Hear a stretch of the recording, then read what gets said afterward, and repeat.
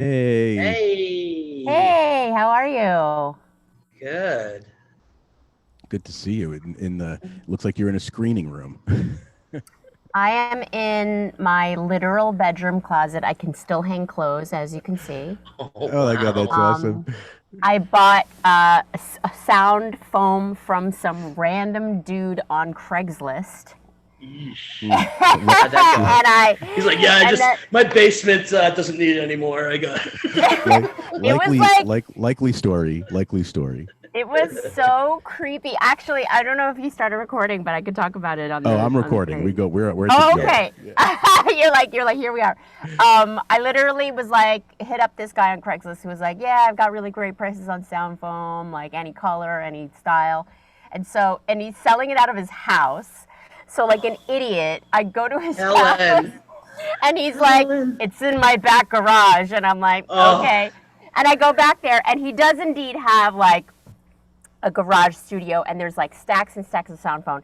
But then he's like, "Oh, I have my own soundproof room if you want to come in here and check it out." And I'm like, "Oh, this is how I die. This is how I get murdered." Yeah. oh Obviously, Like my this guy's just gosh. invited me into a completely soundproof room. you've either Do you never know what's seen you've crazy never seen though? Silence of the With Lambs or Pulp Fiction. Like, if you've seen either of those two movies, you definitely are not following the guy into his I private was, room. yeah, I was just such an Did you like feel that there was like this thing during the pandemic that we were just like kind of like, yeah, like I need it now. I'm just gonna grab it. I'm very yes, trusting. It yes, was and like this. We were like, oh, we're all into this together. Like nobody's gonna, kidnap me and put me in a silent room for the rest of my life. I was like, and we were both masked up. And you're right. This was like peak pandemic, and I was like, we were both masked up and stuff. And I was like, what's he, I'm Asian. Like I could have it. I could totally give it to you right now. Come on. This is like at the beginning when everyone who was Asian was like suspect. Like, oh God, does she Oh does she yeah, did she just come back from China? Like, does she have it? And I know. she's got the kung flu. Yeah, Oh, I hated that exactly, kung flu. exactly. Ugh. Plus, like in retrospect, I do feel like God, that was such an idiot thing for me to do. I just followed this random stranger into his like soundproof garage. But I really believe in trusting your instincts. I really believe in that stuff, and so like I just didn't get like there was no hackles up about this guy. Like my instinct, like Sure. there was no red flag feeling about this guy. Well, you There know had what they definitely say. been, You know what they yeah. say about the best serial killers is they don't have red flags. Oh, okay. you don't Point walk. You noted. don't I walk did. it. I did not know that. You don't walk into a serial killer's garage that's all styrofoam, not styrofoam, soundproofed up, and his hacksaws and chains and bloody utensils are sitting on the floor for all to see. He'd be the worst serial killer in the history of I Oh serial. know. my God. Could you imagine, Greg? Her newest special would have to be like in memoriam of Helen Hong as well. Helen Hong. We can't find her. Nobody has seen her since August of 2021. If But you we have any information, please but call this hotline. we paid for the special, so we're putting it out. Exactly. Exactly. Hopefully, the fact that she's dead will pump up the numbers. Well, we would have done like we would have just got like Ali Wong and like Joel Kim Booster and a couple other Asian comics just to do your bits, and it would be like this memoriam of you. Oh my God, that's even worse. They call up like Steve Byrne and they're like, hey, would you do a couple of Helen Hong's jokes? Because you're Asian. just They're like, just Asian comics, Asian female comics. I'm gonna take this one for mine now. That's my joke now. oh my God. They call up Margaret Cho. They're like, hey, would you mind doing in memoriam, just do a couple of Helen's jokes? She'd be like, what? What are you talking about? Brian sitting there Is on Helen mute. okay? Yeah, yeah, she's fine. We're just the new special that we're gonna try out. Never to be heard from again. That was Brian's So master funny. plan. Brian's master plan in his Oh my office God. full of Wow. toys, he's scheming. Yeah. Helen, congratulations on Thank the you. special. Thank you. I mean, you're on the run, so you're doing the press and everything like that for it, but Yeah. you're everywhere. Thank You're you. everywhere. Yeah, it's my goal. awesome. It's my goal to be like you can't escape me. Like it's my goal for all the people who are my haters. I don't have any haters, but if I did have haters, to be like, oh, that bitch is on the bar TV. Ugh. You know, it's funny.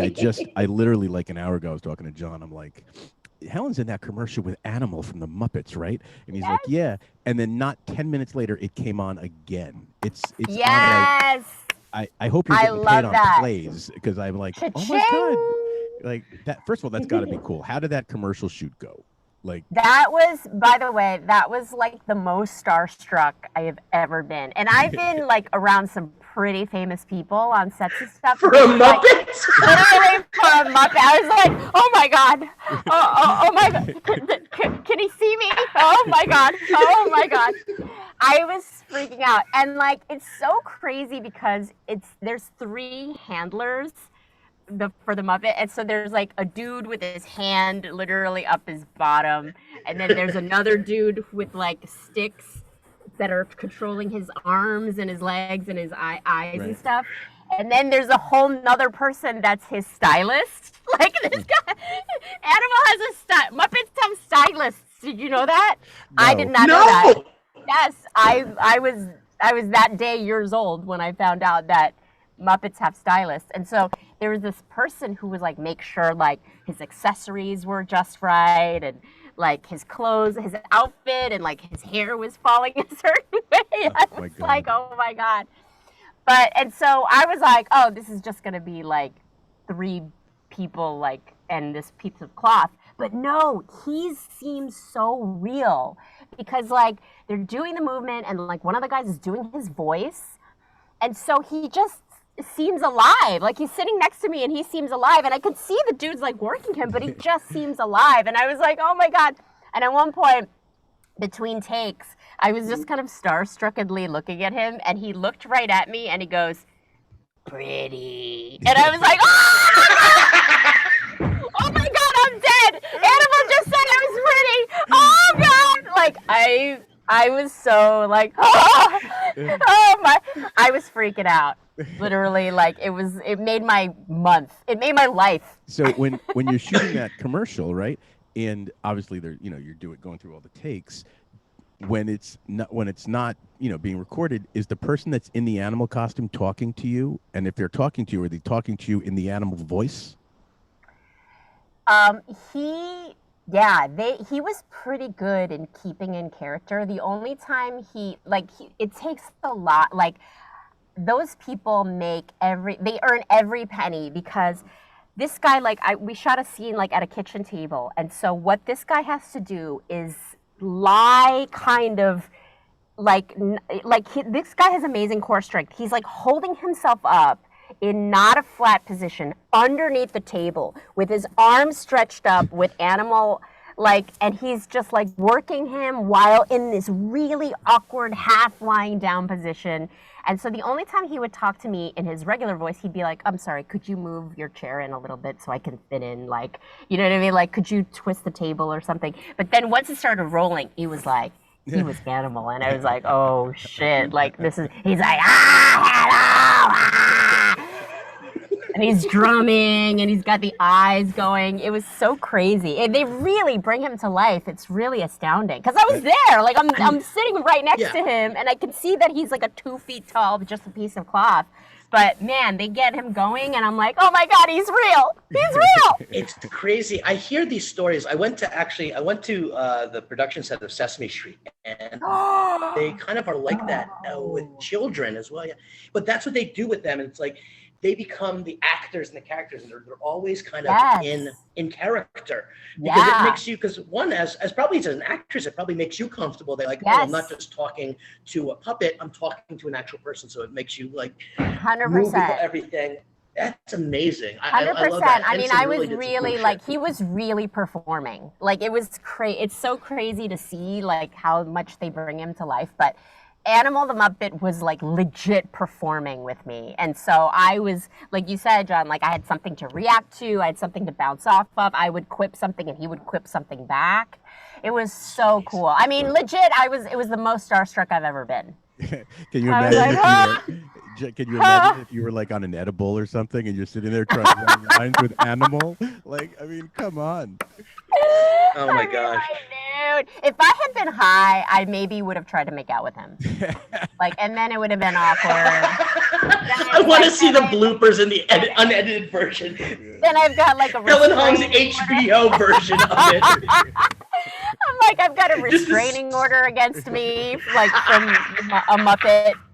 You know, there's a really deep cut. She was bad to me. She touched me in naughty parts. Sorry, that's a terrible impression. That's the you porn deep cut. Yeah, like legit. I would have been like, is there junk in there under those pants? Come on, let's check it out. Let's check it out. Like, yeah. If I had been high, I would have been wildly inappropriate. So it's good that I was sober. Can you show me on the doll where Helen touched you?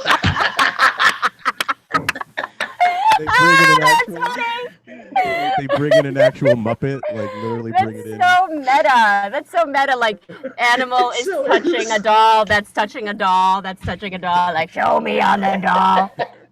It's great. And it would be just great if his lawyer was like a Muppet as well. Beaker's lawyer. Oh Beaker. my God.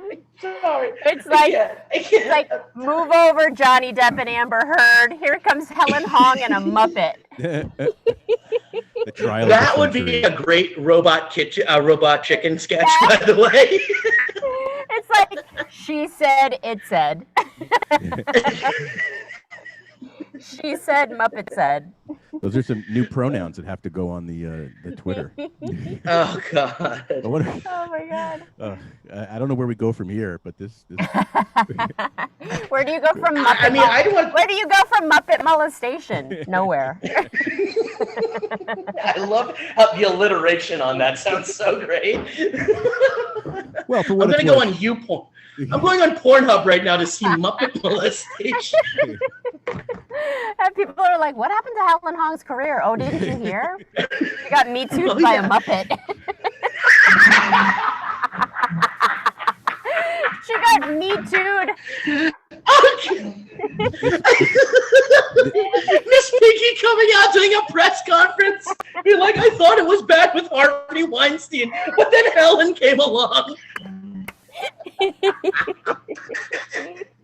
I'm sorry, Craig. I'm just building this whole thing in my head. This will be the last podcast that Brian actually lets any of his come on, but it's fine. We're going to go out with a bang for sure. Anyway, back to the special. Anywho, yeah, no molestation is on the special. No Muppets were molested as part of the special. It's really good, and thank you. I'm Thank curious, you. Like when you first come out, you actually say that it's the first time you were on stage in over a year. Is that actually true? Yes, that is absolutely true. It's so crazy because. I taped it as part of the Tribeca Festival, which used to be the Tribeca Film Festival, but now they're trying to branch out to do more cultural, like, comedy and dance and art and stuff. So now they're just the Tribeca Festival. And they were filming these specials in conjunction with the festival. And it was like, that festival was like, it was announced as the way that New York City was going to open back up after lockdown. Right.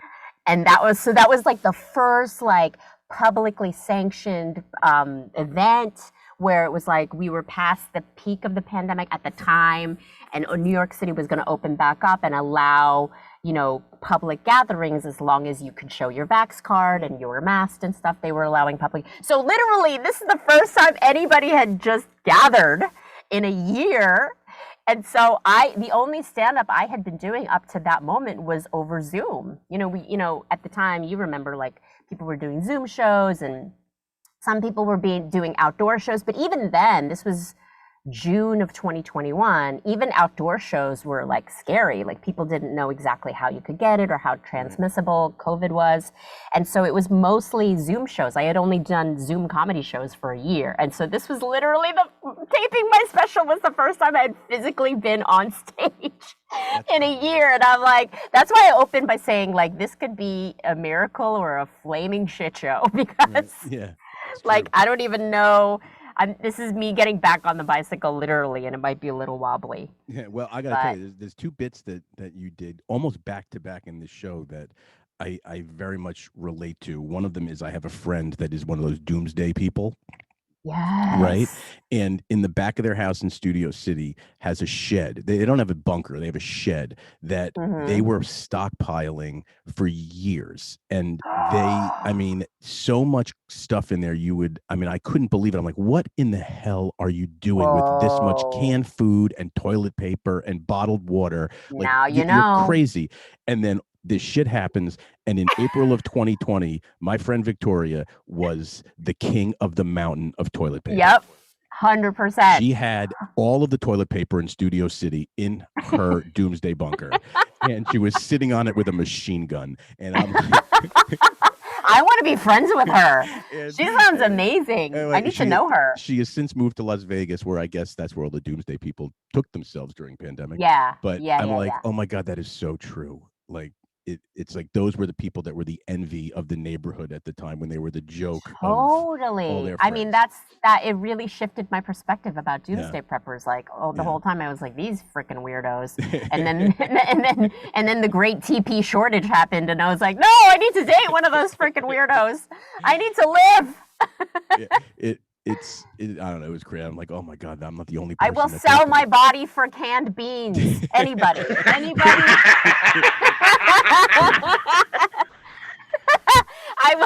I will let you grab my boob for like half a cup of rice. Anyone?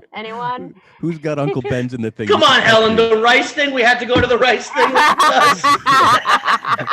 Hey man, it lasts. Right. I get it. It lasts. The rice is the first thing you want to stockpile in the pandemic. Asians aren't stupid. My parents did. I was walking out of a Filipino store with 2 bags of rice. I'm telling you. And she's like, get it. I was like, it's $45 a pop. And I'm like, unbelievable. Hey, you can never go wrong. You can never have too much.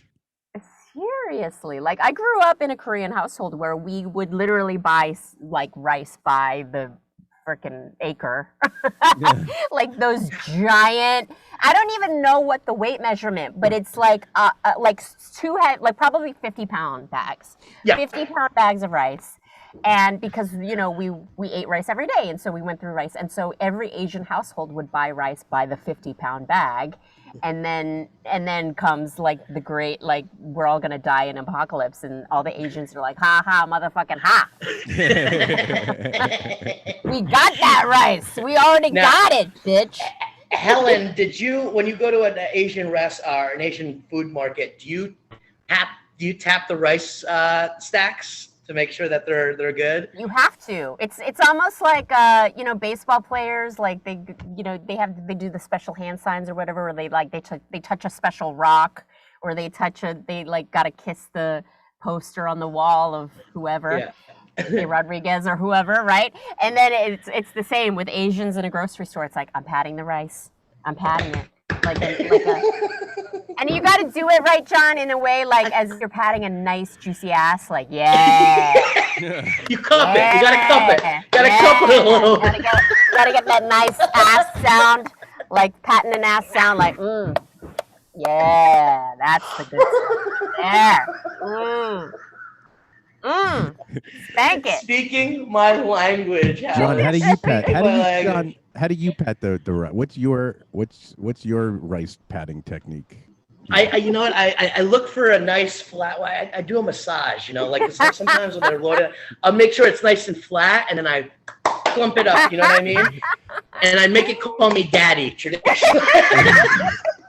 Listen, I do the opposite, John, where I pat first and then I rub it. It's like I smack it and then I give it a nice like caress at the end on the I back end. cannot Like, wait until I go back to my Asian market because I never took notice of what's going on in the rice aisle, but now yeah. I literally just stand there and Now get when my you rocks off. Yeah, when you pat the rice, like the owner will come over and just give you a look like, yeah, bro, you're one of us. Yeah. You're one of Or us. he might be like, don't touch that. That's not for you. You have enough, white man. Go over to the bread aisle or something. I'll tell Hands you. off my rice. So I'll tell you a funny story. I go to this one particular Asian market to buy just whatever, noodles and all kinds of stuff.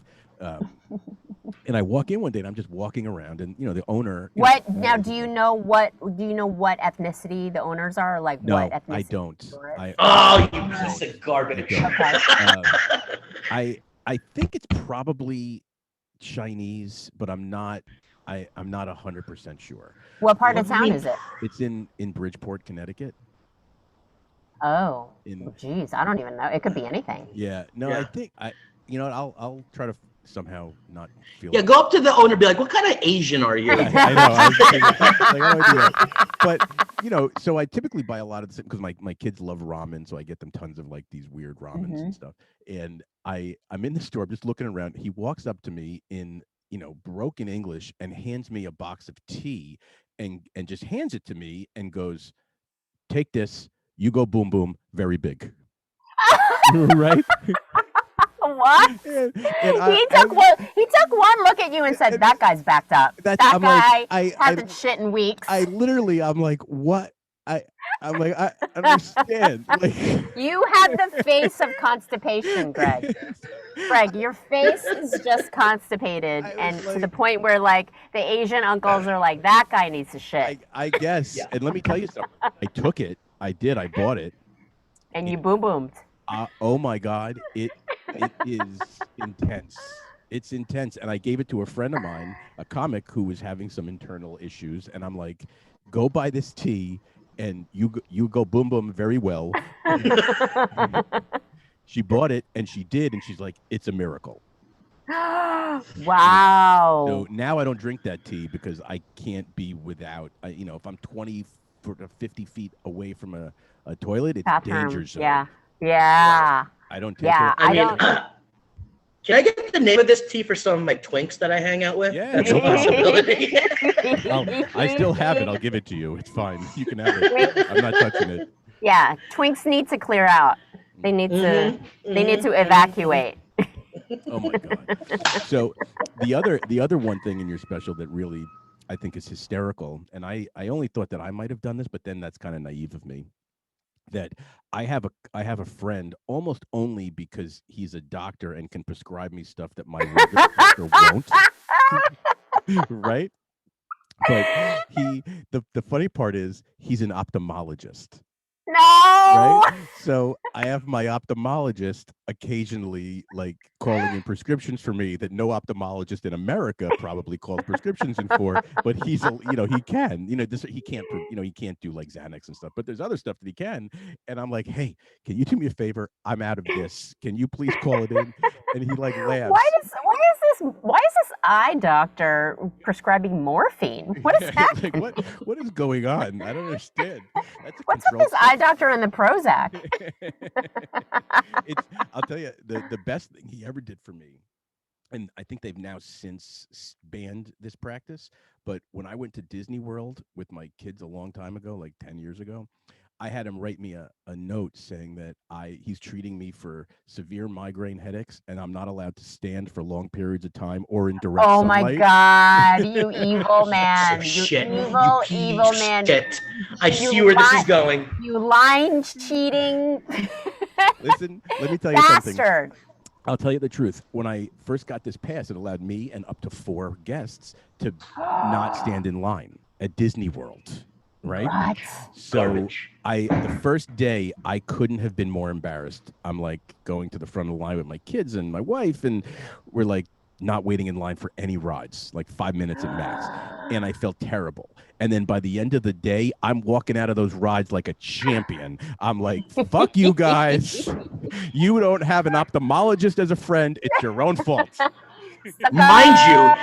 Mind you, Greg is passing children from Make-A-Wish and families that have been scraping and saving for the last 6 years. Don is literally passing people in wheelchairs being like, suck it, suckers.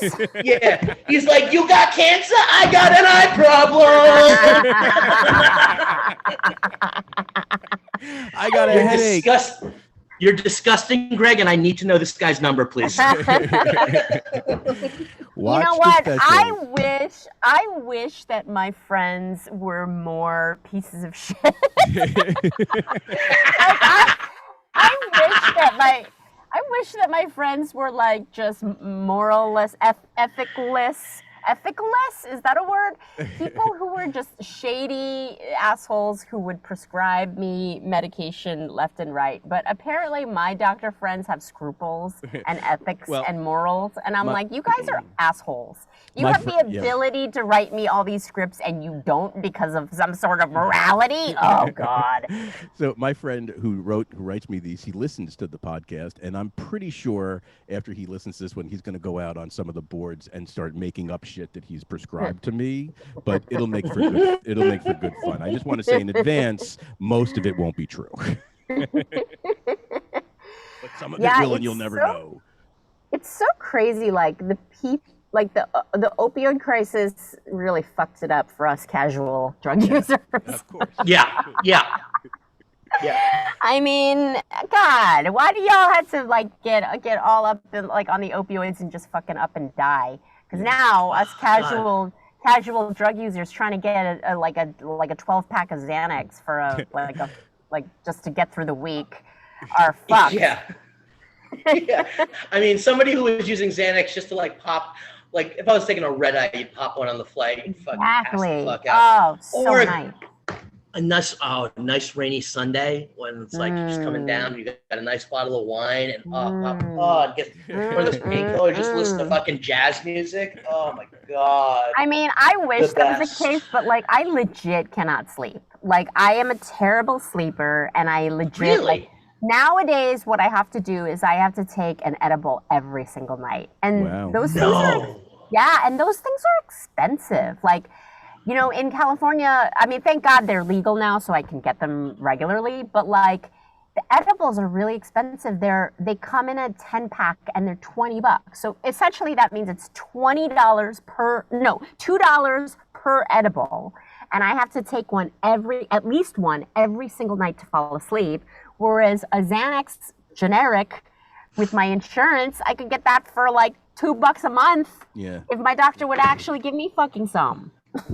You should try. Well, I have some, and I can send them to you. Oh, please. Okay, I will send. I actually only use Xanax, and this is kind of fucked up. But most of our listeners, I got Xanax prescription because I told my doctor that I had like, which I do, but I actually just use it to come down from coke. That's what I use it for. Oh, it's the most noble. It's the most noble cause. And the most dangerous. Noble yet dangerous. The most noble reason to take Xanax is to come down off of coke. Yes. Beautiful. I was going to suggest. Put that on a fucking pillow. Put that on a pillow. Put that on a sign. Sell it at Home Goods. Boom. Xanax. I think they do. The most noble use. Have you seen the sign? I saw a sign online, or maybe it was at Home Goods. I don't know. That was like they were selling like a picture frame that said, "Please don't do coke in our bathroom." Yes.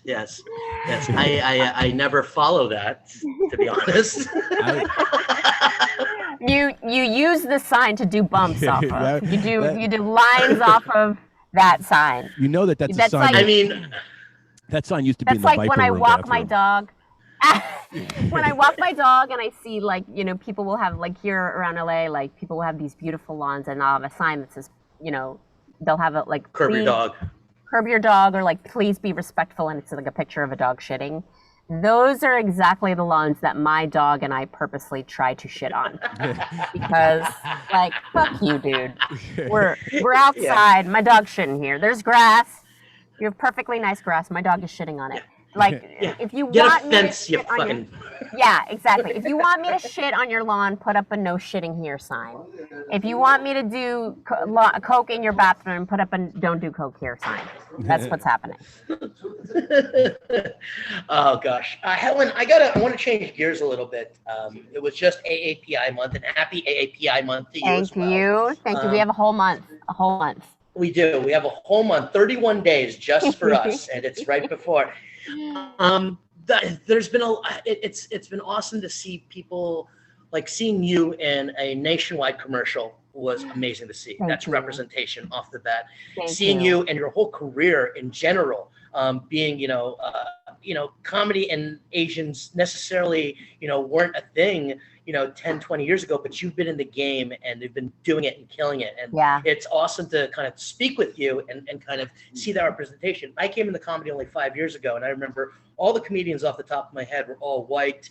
But I had like those. I had you. I had Joe Coy. I had Margaret Cho. It was like you guys. And now we're coming at this kind of this renaissance where we get Crazy Rich Asians. We've got Ronnie's been killing it, and you're killing it with being on television and having more representation. Does it feel good? Do you feel that that we've reached a great point? I feel like there's still a ton of work to be done for sure. Like after Crazy Rich Asians, it felt like Asians had really been commodified, where it's like Hollywood was like, oh, Asians sell now. Crazy Rich Asians showed us that Asians sell now. So let's try to get some more Asian people on. So that part kind of felt icky a little bit, but I guess Hollywood's a business, so that's just how it works. And then, so like it was a great moment where like a lot of things were getting greenlit, and Hollywood shows and movies and a lot of things were getting greenlit. And then like the season, 1 year after that, it's like, no, Asians are out now. Asians were in for a minute, and now Asians are back out. But then I think after Squid Game, ever since like Ali Wong and Ronnie Chang and Squid Game came out, now it's like, no, we're not just a moment. We're not just like a flash in the pan, like, oh, Asians are trendy because of Crazy Rich Asians. Like now we've consistently proved with Squid Game, with BTS, with K-pop and K-dramas and Ronnie and Ali and, Margaret's still in the game, and this, the new Aquafina show.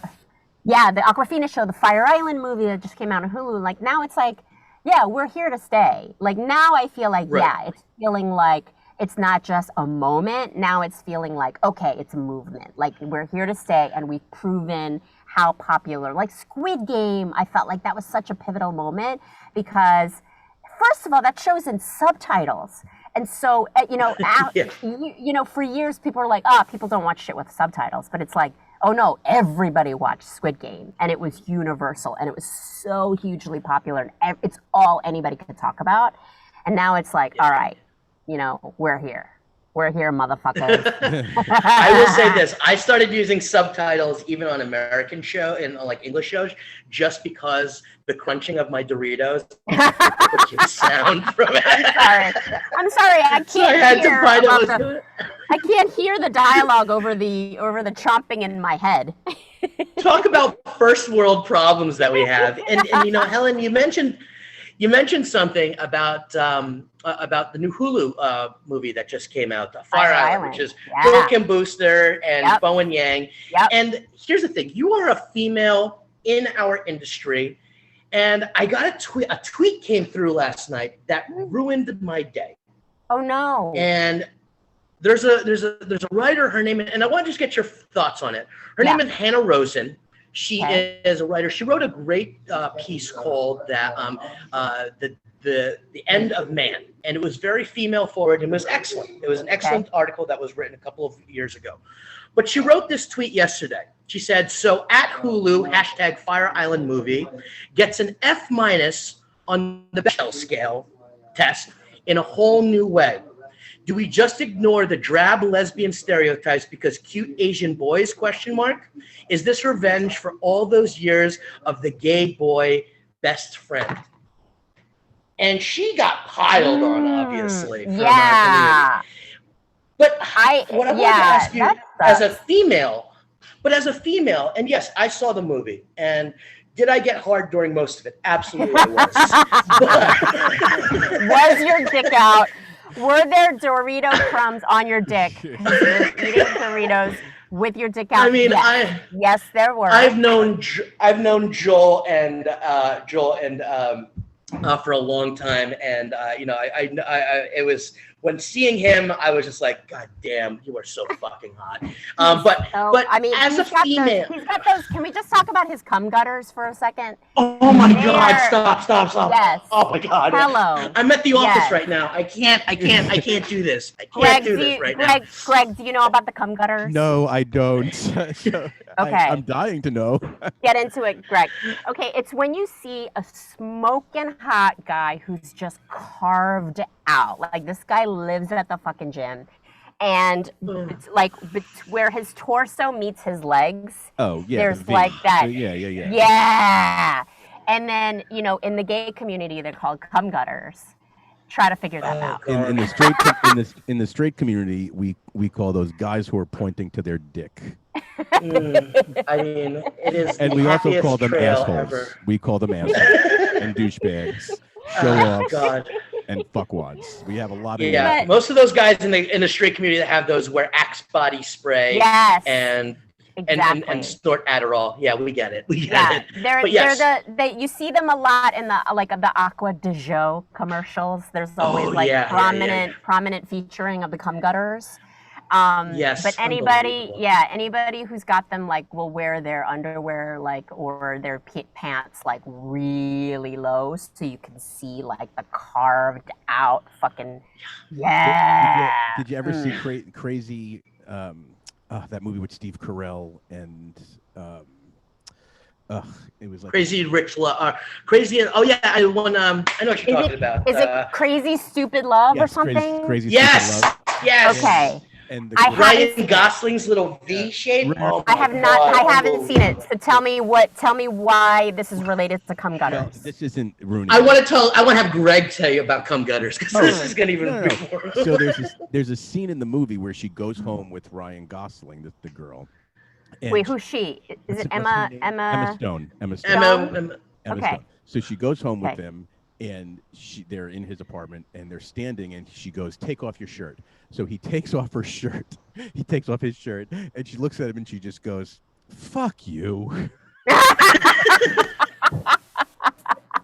And simultaneously, every guy who was stuck watching that movie said the exact same thing. Yeah. At the exact same time. There's also another line she says. She goes, "Are you photoshopped?" Yeah, right. You photoshopped. But I will say this, it's I've said that there's a lot, but let's back to the situation. I will say that it was amazing seeing Bowen and Joel, people that were in the New York scene grinding. Do you know what I mean? I literally used to book Joel on shows, and there's a story that I won't mention names, but Joel came to the club and had a conversation. This was 4 years. Had a conversation with another gay comedian, and he reintroduced himself, even though they've met 5 different times.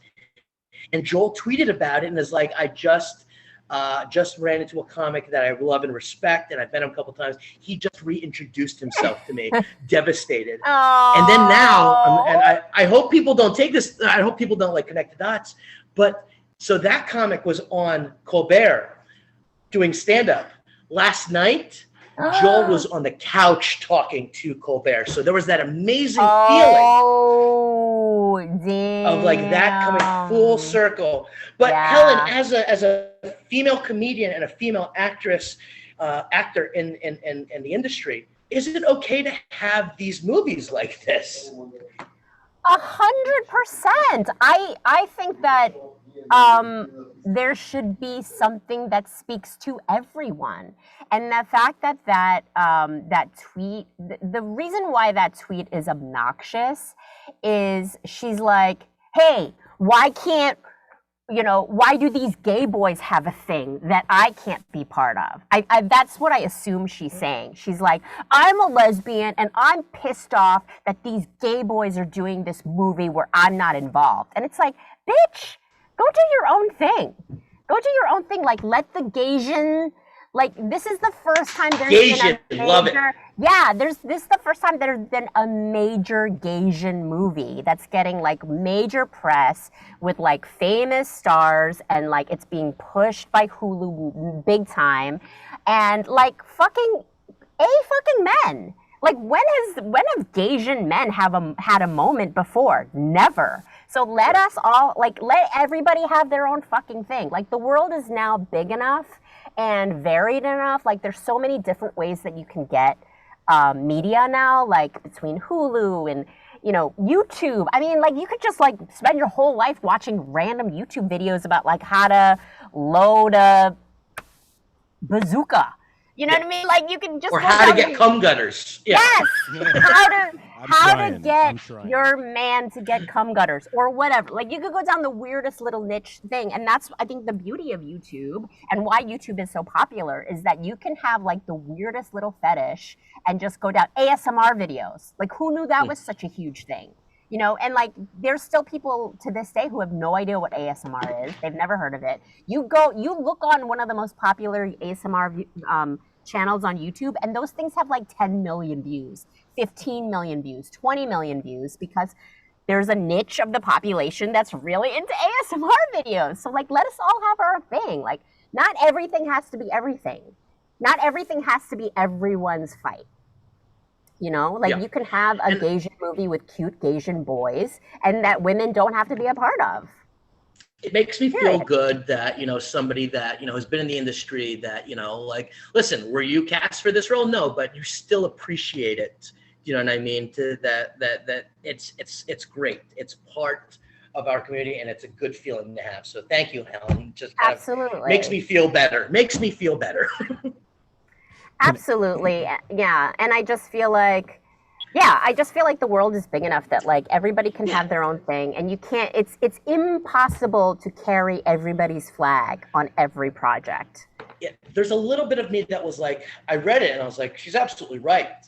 And I almost felt bad about liking and watching the movie. But then I was like, no, this is our time. And it's good to have an affirmation from you. So thank you so much for that. That absolutely. made me feel good. Yeah. I want to know what it was like growing up on Staten Island and then going to Massachusetts' version of Staten Island being North Andover. Wow, you guys did your research. Yeah, Staten Island is really shitty. Hey, Pete Davidson. I mean, Pete Davidson says so all the time. He says so all the time, doesn't he? He's like, yeah, it's a shithole.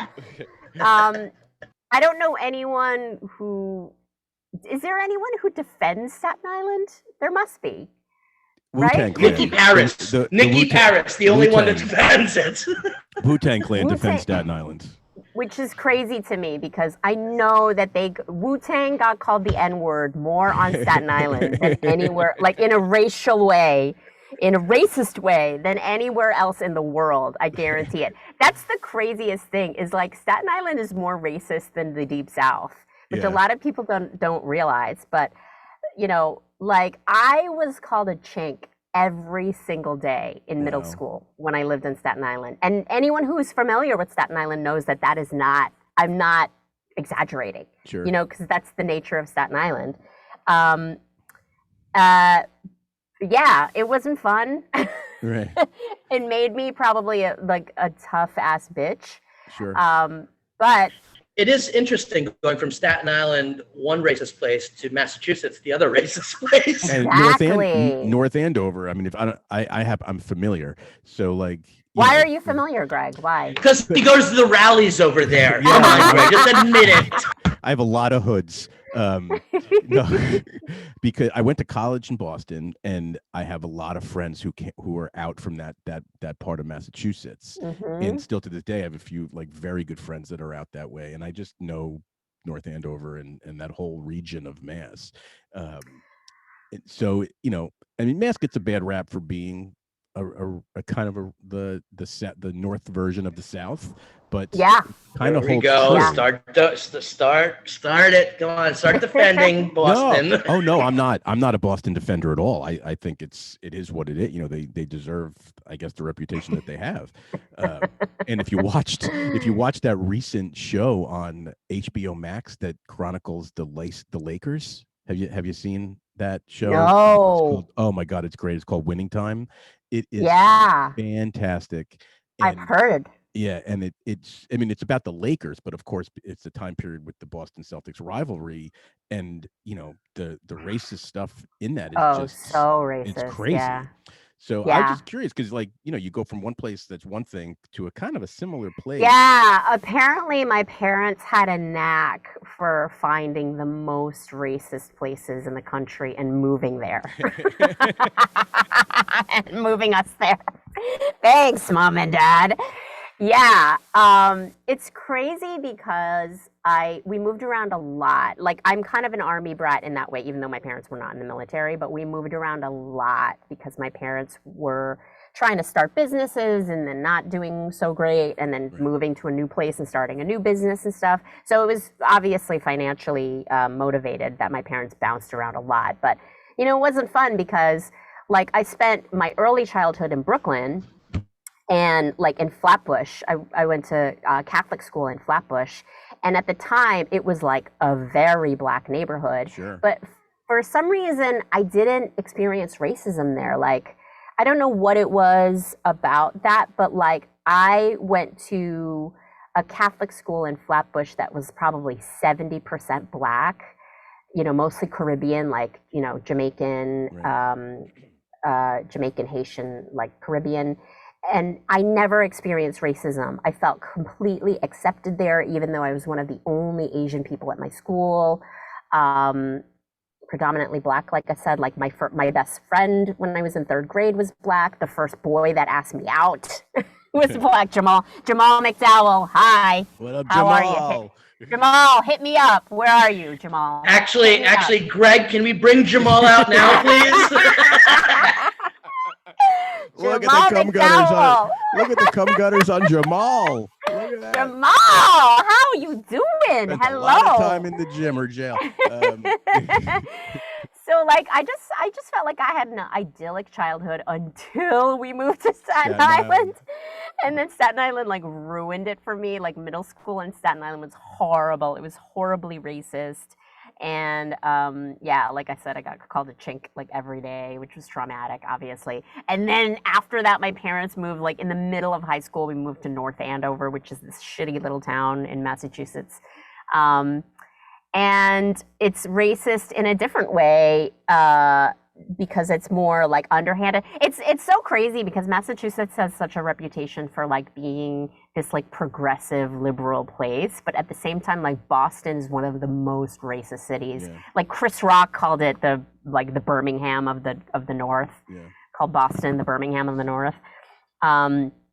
So, and I definitely experienced racism there for sure. But I don't know, like, I think all of that, the moving around definitely is what caused me to be a stand-up comic. Cause like I had to be funny to make friends. Yeah, you know, I was that's what I was bouncing going around with. like, That's yeah, everyone, yeah, like like mentally healthy people don't become stand-up comics. I'm just gonna flat out say, like, emotionally, you know, in a good place, people don't become stand-up comics. Like, I'm gonna stand in front of a room of strangers and be desperate for your validation, you 200 strangers. Like, please love me in the way that my parents didn't, or in the way that high school didn't go well for me. Like, obviously, that's, I think most stand-ups come from a place of like trauma and pain. But also, I think, you know, if you get called a chink every day in middle school, like you're tough as fuck. Like Yeah. I am tough as fuck. Like you know, try to call me a chink today, man. I'm coming for you, and Right. you are not going to hear the end of it. So, Yeah. was it fun at the time? No, but did it make me the hard ass bitch that I am that doesn't take no shit? Yes, Yeah. for sure. It makes us better. Yeah. There's a new generation that is, and listen, there is a progressiveness that's coming around, but where I'm still seeing it is still in the doors of the gatekeepers of entertainment. You know what I mean? I have the proud distinction of being the only Asian booker right now in New York Yeah. City, Yeah. which is an amazing feeling that I can put different things on stage that that relate to me. But in your experiences, Helen, do you see that there's more of a disdain or not, or more of a non-booking because you're Asian or because you're a comedian? Because I always see it in two different ways. If you didn't go to Growlings, you're not going to get it, and if you're a stand-up comedian, you're less than. But if you're an Asian, it's like a double whammy. You know what I mean? Like, yeah, you're a comedian and you're an Asian. Nobody wants to book you. Do you feel that Yeah. still? Um, no, because I don't like, I'm at the point in my career where I just don't go where I'm not wanted and where I'm not invited.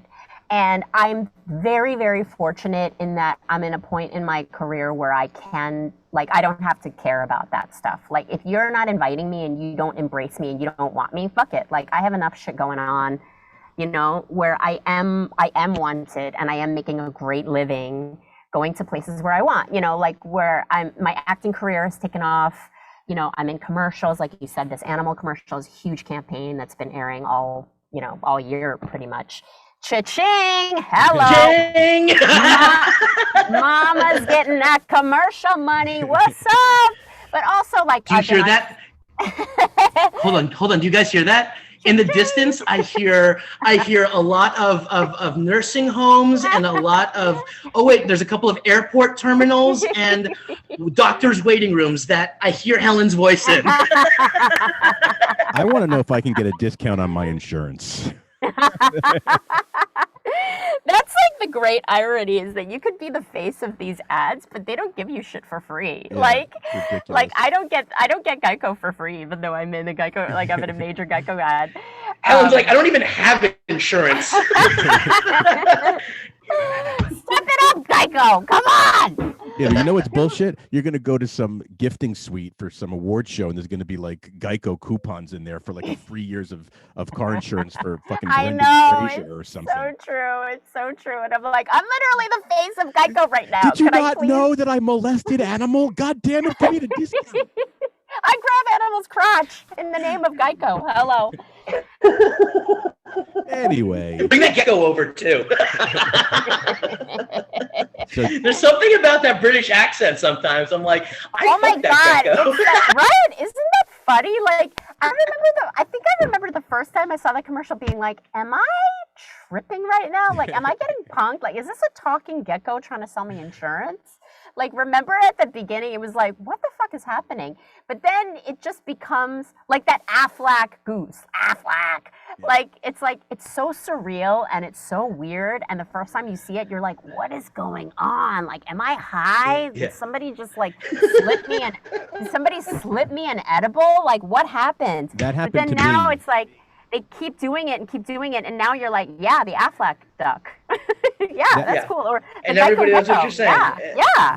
That happened to me at a Fox kind of upfronts for their next year's movie slate that I went to a few years ago, where they're going through their films and they're talking about Avatar, and then they start showing like early animation of this movie that starred Will Smith, and it was about a pigeon that was like an FBI agent, right? And then at some point, Will Smith drank some potion and he turned into the pigeon, right? And he's now a pigeon FBI agent. And I turned to my friend and I'm like, and we're in a room of like 1,000 people, and I'm like, are we on drugs? Did something happen to us? Are we being punked? Is this for real? Is this a real thing? And it turned out to be the movie called Spies in Disguise, right? Oh my God. Which is a real movie based on a book series called Pigeon Impossible. What? No. So, yes, I'm not kidding. And it's so everybody was high. Everybody involved in the making of this was high. I swear, I walked out of that thing and I went to one of the VPs I know, and I'm like, I pray to God you guys have on videotape somewhere the fucking guy that walked in and pitched this to a development executive and said with a straight face, Will Smith is going to turn into a pigeon and save the world. All I know is that I watched that movie because that hottie with cum gutters, Tom Holland, is in it as well. And it is funny how weird movies from the 80s were definitely done in a back room with a pile of cocaine, and movies in the 2020s are just people that are fucking high on edibles. It's like people snorting drugs and be like, yeah, so we get it. He goes back in time and he tries to fuck his mom. And they're like, what? And now it's like, no, Will Smith's a fucking pigeon, bro, and he fucking saves the world. This is gonna be fucking amazing. All right, John, I think we got to bring this one home on some food notes. Oh, God. Helen, are you a food? Do you like food? Are you kidding me? Who doesn't like food? John, do you like music? Are you a music guy? Do you enjoy music? I was jamming out to fucking early 2000s pop punk this morning. Oh, yeah? Pennywise? On the traffic. Who? Yeah. No, actually. Millen-Collins? MXPX? No, I mean, Something Corporate, which is a Southern California-based band, turned into Jack's Mannequin, Into the Wilderness. Oh, shit. You're super cool. You're super cool because I don't know any of those bands you just dropped. I'm like, what? Who to what? But Helen, food. All right. Yes. So it's a big part of my culture. It's a big part of Asian culture in general. Yeah, but the one thing that, besides Greg being white and having some decent cum gutters, the way that we kind of came together was because of food. And we always ask our guests as a final question, what the best thing you ate this week was?